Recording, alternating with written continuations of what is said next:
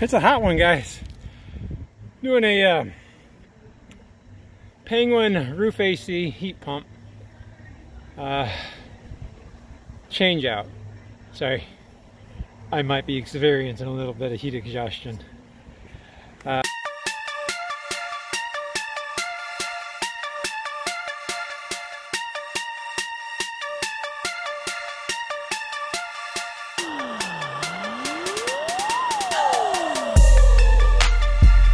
This is on a this is the Dometic climate control system.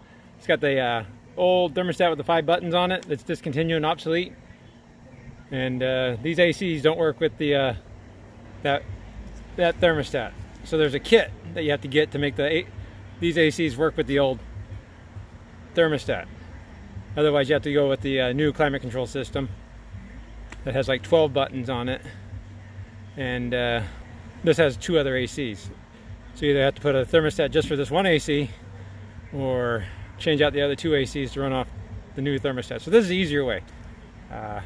Let's check it out. So here they are. There's 3 of them. That's actually the original one, which is funny because that one still works just fine. This one's been upgraded, and of course the bedroom one is the one I have to change out. I have to change it out because the compressor was pulling over 20 amps just by itself. And it had been changed out before, so this is a weird one. I don't know why the front one lasted longer than the back one, but I do know there was a lot of loose 110 wiring at the breaker box. But this is a Penguin low profile heat pump. Let's get this thing opened up and take a look at it. So I got it opened up, and this layout's a little bit different. It's a little bit lighter, a little bit nicer. There's the old one down there. I think it was from 2012. We have to get underneath the controller right here. So we have to take out the 5/16 and we'll get under there. Let's take a look at it. Oh, every time. Alright, so right here is the controller. This one only will work on the new thermostat. What we need is this kit right here. See that kit? There's a part number for it. There's a heat pump kit service. This will only work on one with a heat pump, so if it's a cool only, this won't work on it just because of the way they did some of the other wiring on it. I won't explain all the wiring to it, just how this kit works. So there's nothing wrong with this. And if you have the old style, you could theoretically take the board off the old AC and put it on the new one, but then of course you have an old board. And this right there is a compressor relay, and I don't know, I don't feel good about using an old compressor relay on a brand new AC or an old board. So let's go ahead and open this kit and see what we got inside. And there we go. We got new standoffs for the board. It actually takes a new outside thermistor, so it knows the temperature of the outside. This is the original one, and it's not compatible. They have a different plug, so you can't reuse the old one. Okay, so my camera overheated, so I don't know where I stopped off. But we got step-by-step instructions through the manual here. And the long and short of it is I'm going to take this board out and hook up these wires a little bit differently, including no neutral on the board there. And then once we get that hooked up, I will show you each one of these needs to have your dip switch settings set correctly anyway, so we'll try to cover that at the same time. Let's get this thing torn out. And you know, for the longest time, I didn't even know that this kit existed. I would have to tell people that, yeah, you need a new thermostat too, and sorry, that's going to be more money. I was just doing some exploring in my parts manual, and I found this, and I'm like, why didn't anybody tell me about this? I've been down I don't know how many classes. Why didn't nobody tell me about this? So now, you should know about this. So there we go, we got the board out. I'll just have to disconnect a few more things. These are the phone cables. They'll be down in the bottom. And your power, you have your outside thermistor, your inside free switch. Well, those are both free switches technically because they're heat pumps. And then the middle one's going to be the temperature sensor for the thermostat. You can either use a thermostat one, or this is the remote one that goes onto the wall. Plugs in down below. Right here is the tip switches, so you have to tell it whether it's zone 2, 3, 4, if it has a heat pump or a heat strip. And all those other options I wouldn't worry about too much, but the zone 1 and if it has a furnace, those are the important ones to know about, because the new board, I don't think it gives a heat pump option, because it is a heat pump. It's only the replacement kit doesn't have a heat pump option on it, just the new boards. Alright, let's just get this thing swapped out. The long and short of it is, most of this is plug and play onto the new board except for the outside freeze switch. We have to cut this back about 3 inches so that this harness can stretch a little bit better. If you break these standoffs, you got replacements on them. That's honestly some of the hardest part, is getting those standoffs off. And then we're going to be redoing the neutral in a different area. So we'll get that put together and see you when that's done. Alright, and with that, we are completely hooked up. Basically, the purple wire is a reversing valve on the new board, or the old board. You hook up to the neutral that was on the new board, old board. It has a new outside freeze switch or temperature switch, so the heat pump knows the temperature when it's running and doesn't freeze up on the outside. The rest of it's fairly plug and play. There's no medium speed, so the yellow wire is not going to be used. I believe that's what that is. You have red is low speed fan, black is high speed fan, purple are reversing wires. And we got that put together, so I just have to put this back together on the inside, and then we'll do an amp draw and make sure that we actually fix the original problem. Alright, so I just have to put this thing back together. It's fairly straightforward. I'll get all the wires pulled down, hook up everything, and make sure that I got it secured, and then after that we'll go to the next step. Figured now would be a good time to walk you through what's going on with all these wire connections right here. That's the other end of the temperature sensor for the remote temperature sensor. This one already has one and it's broken. I have to wire it directly. These data cables, those phone cables, there's no left or right or one or two. It doesn't matter which one they go to. Both of them are going to go either daisy chain to the next AC or to the thermostat. This is power in, power out. Oh, sorry. Positive 12 volt, negative 12 volt, or ground. This is going to control the furnace. Basically, it's just a switch that it sends power that's coming from the furnace back down to the furnace.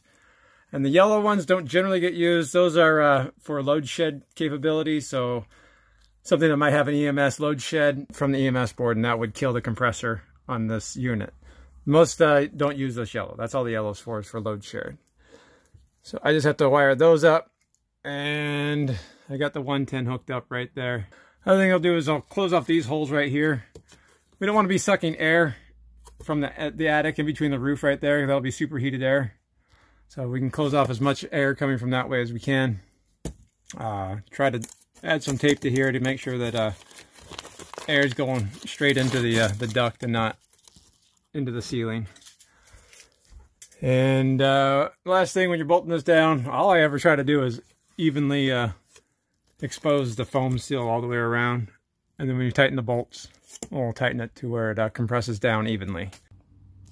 Whew, okay, so there we go, all back in, it's mounted, everything's back out of the way, sealed off the plenum box so that cold air stays on the cold side, return air stays on the other side. Let's go over to the thermostat, because we have to program the thermostat for the new AC. I don't know if I have power yet. Oh, I don't have power. Let me go turn power on. Alright, I turn the power on.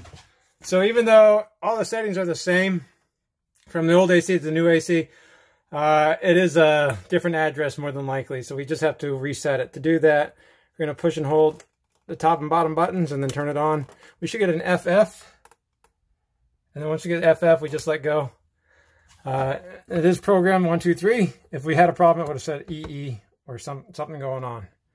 So that's a good sign. So it's programmed. Now I just have to get the generator going and check an amp draw, and then we should be done. Right? No. I still have to put the AC back together. Alright, we got 110 power. Let's go look at the thermostat again. Alright, so I programmed this for zone 3. This is one I did, so let's go to zone 3. Alright, zone 3 is flashing. I'm just going to turn the fan on. Alright, go to fan only, turn it on high.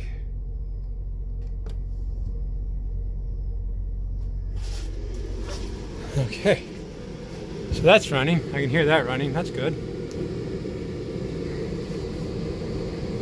Let me try it on low, make sure I get its speed change.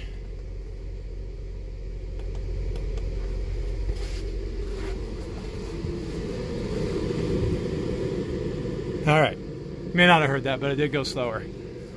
So that's good.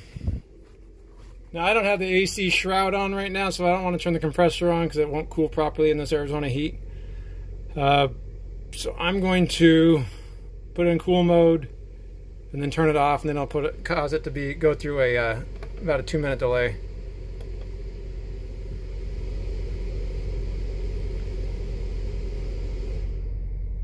All right, let's go on the roof now. Okay, so I'm on the roof right now. This shroud should be on so that air gets directed around the coils correctly. Without this on, we're not going all the air through the coils like it should be.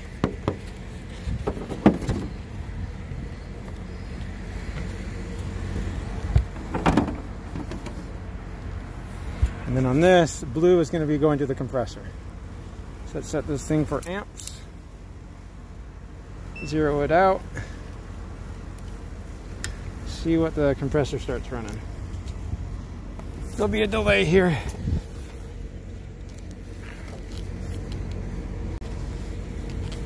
So we're just in time delay. I don't know, it's like 6 to 9 minutes before the compressor will kick on. That way you couldn't turn the thermostat off and back on again. Cycling the compressor on and off.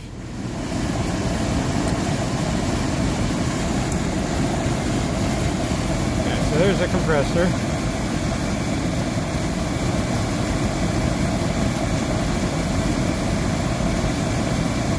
See when we start to stabilize it. I'm going to let this run for a little bit and then come back. Now when I'm letting it run, I do need to make sure this shroud is on all the way, because it's going to draw air through here and out through the side. So it's blowing out here. So it has to draw it through the condenser coils. Alright, I got that running. I do have cold air coming out here, so that's nice, because it's hot. Outside temperature is probably about 110. Let's see. Refrigerant is 410A. It says it should be pulling about 12.9 running loaded on the compressor there. So this looks pretty good. That's about what we were pulling, even at 100, whatever it is outside. So let this run. I just have to put this back together because all these connections were loose. So that might have been causing some of the problems too. I didn't see any overheating, but that's weird. I can't explain much. And then I do want to shoot some silicone and cover up that hole, so I'm not sucking in air from the attic. All right, we've been running for about 30 minutes. Let's see where our compressor's at.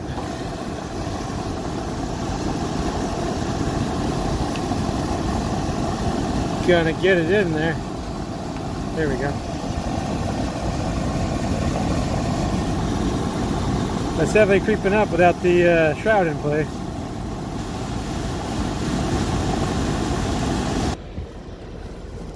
So there you go. You kind of see how important that shroud actually is.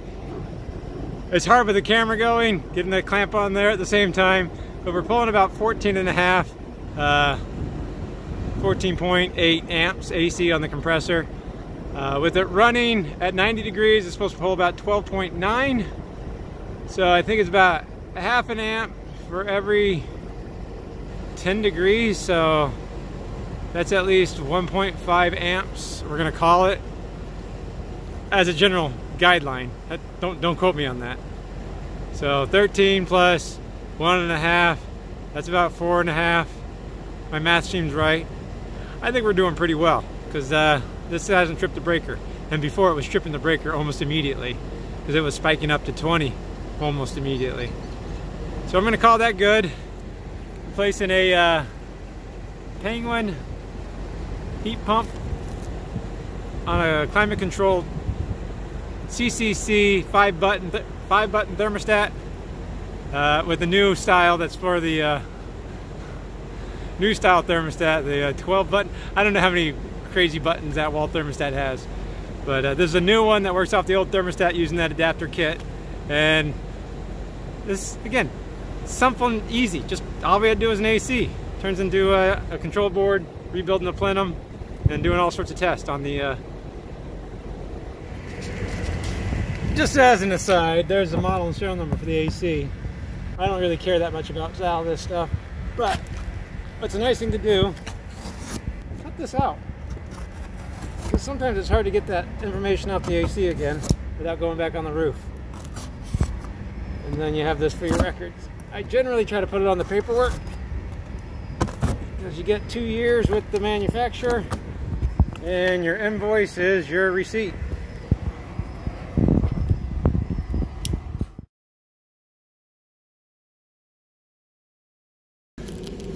Here's my parting advice for you guys. As I said, almost in cold air. Dying. RVs are not intended for Arizona heat, or Phoenix heat, Texas heat, Palm Springs heat. Don't go there during the summer. In the same way that they're not intended for Alaska or Minneapolis in the winter, okay?